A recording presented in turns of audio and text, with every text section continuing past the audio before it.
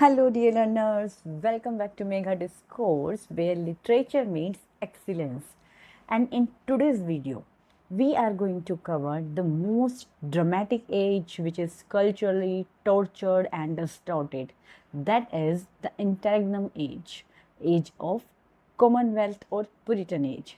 And this age marked the darkest age ever because in this age, literature was declined. In this lecture, we will uncover the facts that why this age is known as the period without a king and how Puritans shaped literature, why theatres were closed and what masterpieces were born amidst silence. So let's dive in. So the word interregnum means inter between and regnum means reign.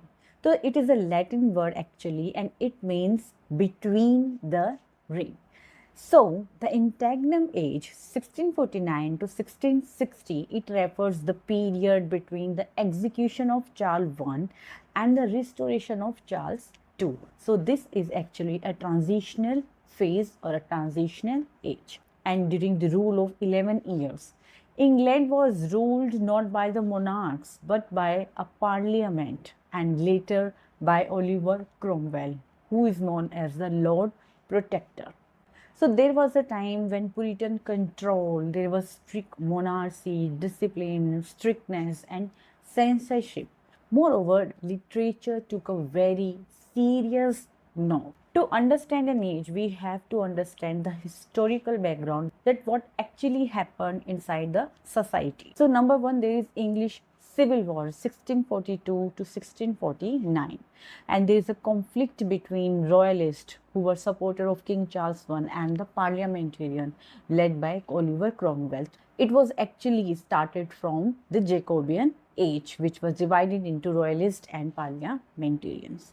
The next is Charles I was executed in 1649 and monarchy was abolished. The country became republic which is known for a Commonwealth of England. And in 1653, Cromwell dissolved the parliament and he became the Lord Protector. The next we have social background. The Puritans' rules were actually very controlled and strict and disciplined. So they enforced strict moral codes like there's a no theatre, no dancing, no sports on Sunday, and the luxury, pleasure, entertainments were banned. It was a time of spiritual seriousness and religious zeal and jest. This age became an age of silence on stage, but not in thought because we have Milton in this age. Now, what are the features of Interregnum Age? Let's summarize the major feature of the age. There was suppression of art, drama and theatre. There was rise of Puritan ideology and moral restraint. We saw flourishing of prose and religious writing were there, sermon was there, and the thought of creative literature were replaced by political and philosophical thought. There were seeds of scientific thinking, of scientific writing through writers like Hobbes, Leviathan, important one. We have poetry which become devotional and meditative. It is a period of transition between the Renaissance imagination and the Restoration wit. Moreover, we can say the Puritans had transformed English life and their goal was to purify society from the worldly pleasure. Moh Maya se dur. Women were expected to dress modestly. Theatres were called dens of sin and music, art and entertainment were condemned.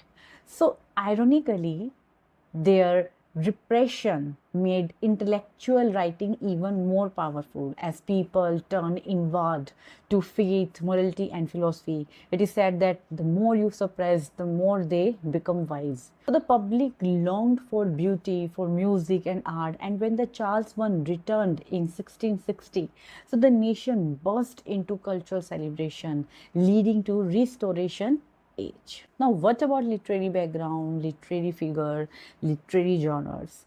So the drama declined. It was died almost. So during this time, the literature survived in prose and poetry. And you know what? In prose, we have sermons, spiritual writing, religious writing. So it became serious, religious and political. Let's discuss three main literary forms that flourished. First one is religious and didactic prose.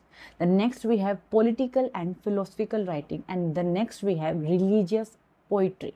So in religious and didactic prose, the writers like John Milton, John Bunyan, they express their spiritual struggle. Like Milton wrote prose pamphlet on liberty and freedom like Areopagitica, 1644.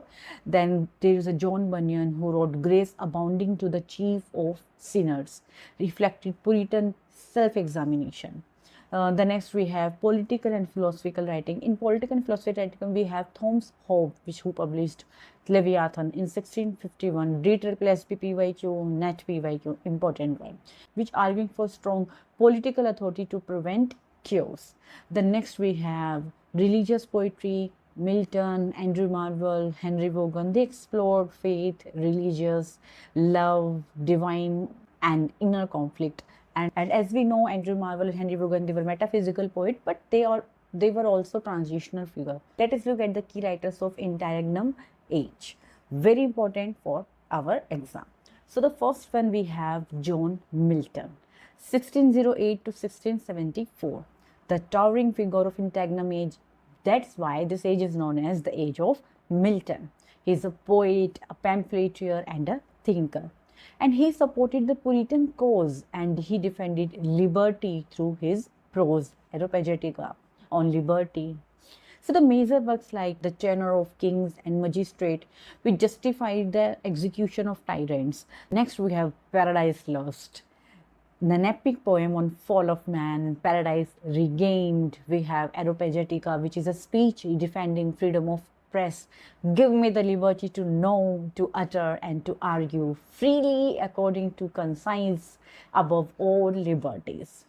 Next we have Lycidas, Samson Agonist, on Shakespeare, so many works of Milton. Furthermore, Milton believed that poetry should serve truth. So his style was grand, intellectual, and biblical.